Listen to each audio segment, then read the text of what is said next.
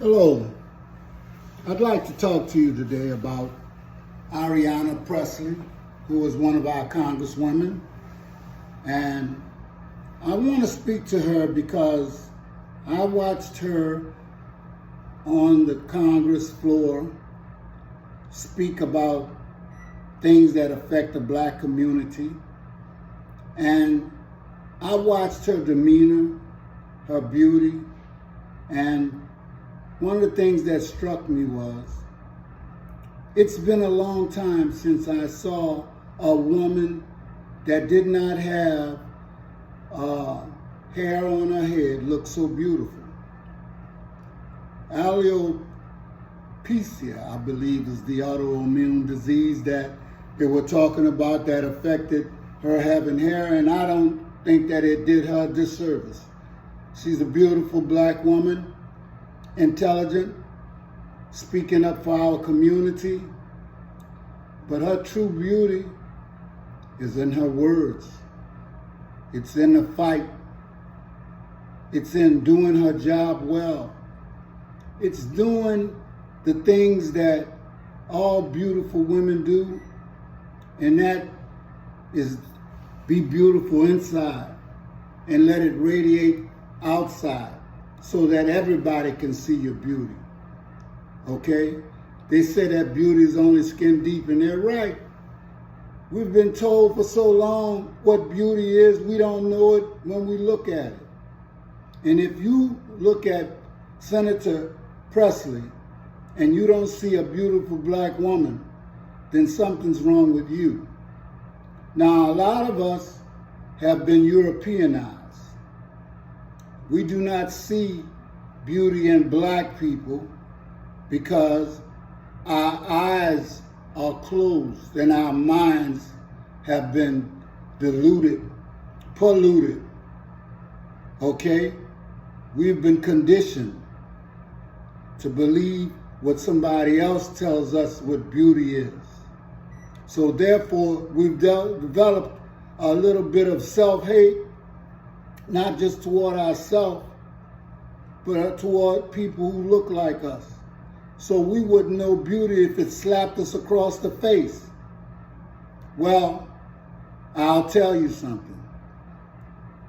You can do whatever you want. You're supposed to be free, but you're a slave to the 30-day system. Don't pay your rent on time. Don't pay your utility bill on time. That same person that you think is beautiful will put you on the street, cut your lights out, and don't care what happens to you. But yet, you have a woman soldier in Congress, along with Jasmine, and there is another young lady that I cannot recall her name, but we see you, I hear you, and I love you for it. I don't know where the men are, and I'm not talking about men today, but I will tell all Black men that are in Congress, in the House of Representatives, you need to wear a dress because you got the women fighting your battle. But back to what I wanted to say. Let us see beauty in our own people. Even though most people are really envious of us because the lines and the roots of human civilization lie with us. We were the standard. We still are, but don't know it. Look at the ploys and the things that people have done to us because we don't know who we are. We don't know how beautiful we are. And we don't realize how powerful we are. Our DNA is the DNA of kings and queens, and we have the ability to annihilate other so-called people. But those people are our children, so why would we do that?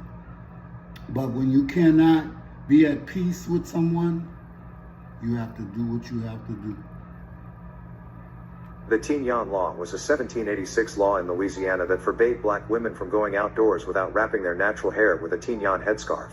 During the 18th century, laws restricting the lives of black people were common, and almost every colony had one. The French colonies had the Code Noir, which restricted the lives of both enslaved and free black people living in French colonies. Virginia had their Act of 1705, which included the Virginia Casual Killing Act of 1669, which gave slave masters the right to kill their slaves. Hey, welcome back to African Stories Recapped. Here we explore the African way of life, in a raw, unfiltered manner. We appreciate all the new and also the returning I viewers bet and you'll supporters give of him the a channel. share, Please like, a subscribe, and subscribe, share the video because for he future reminds updates. you of a European, but you won't back and subscribe While your own Louisiana people. had the Tignon Law, the Tignon Law was enacted by Louisiana's Governor Rodriguez Miro in 1786 in an effort to rein in free black women who were beginning to pose a threat to the social hierarchy by dressing too elegantly and competing too freely with white women for status. The governor intended the Tignon to be a symbol of shame that linked free black women and Creole women of mixed race to their peers who were still enslaved. The Tignon laws, which intended to regulate and reinforce social hierarchies, were enacted at a time when Louisiana was a French colony, and they were modeled after the sumptuary laws that had been enacted in France, Spain, and other European nations. According to historians Sybil Kine and Jessica Marie Johnson, the governor enacted the law because he thought freed black women were too showy and elegant in their demeanor, and because he wanted to appease Louisiana's white women, who were mounting pressure on him to restrict non-whites' ability to dress in certain ways. The June 2, 1786, decree, formally titled Bando de Buen Gobierno, or Proclamation of Good Government, required black women to wrap a scarf or handkerchief around their heads to form a kind of turban as a visible sign of belonging to the slave class, whether they were enslaved or not. Miro's intention of having the Tignon represent inferiority did not pan out as planned. In fact, it had a slightly different effect. In response to the laws, black women who have always found ways to establish and express their own beauty, wrapped their hair in the finest, brightest colored materials that were at their disposal and adorned it with ribbons and pearls. They basically turned the headdress into a mark of distinction and a part of their fashion, which ultimately ended up enhancing their beauty.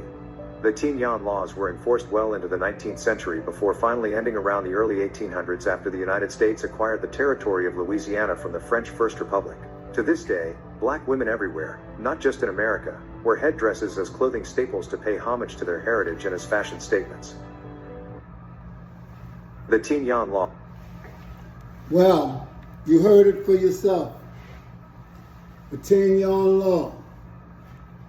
And the reason why they made that law is because they wanted European women to be the standard of beauty.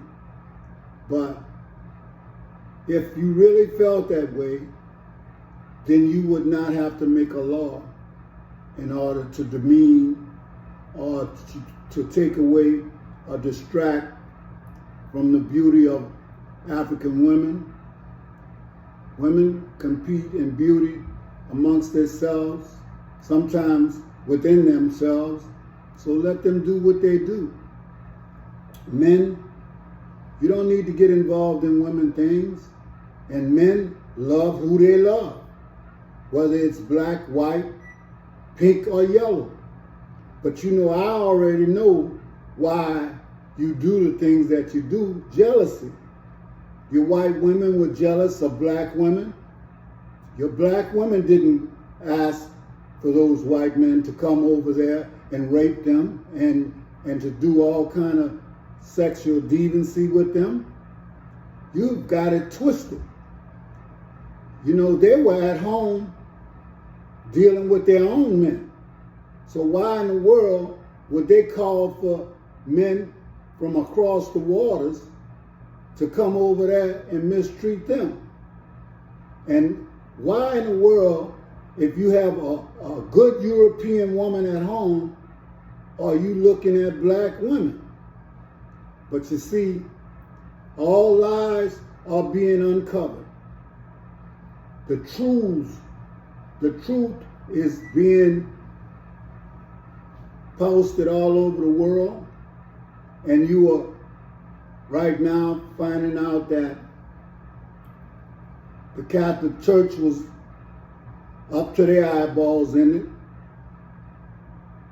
The Jewish people, they were actually doing things they had no business doing by enslaving people with their money, their insurances. And so now we have it.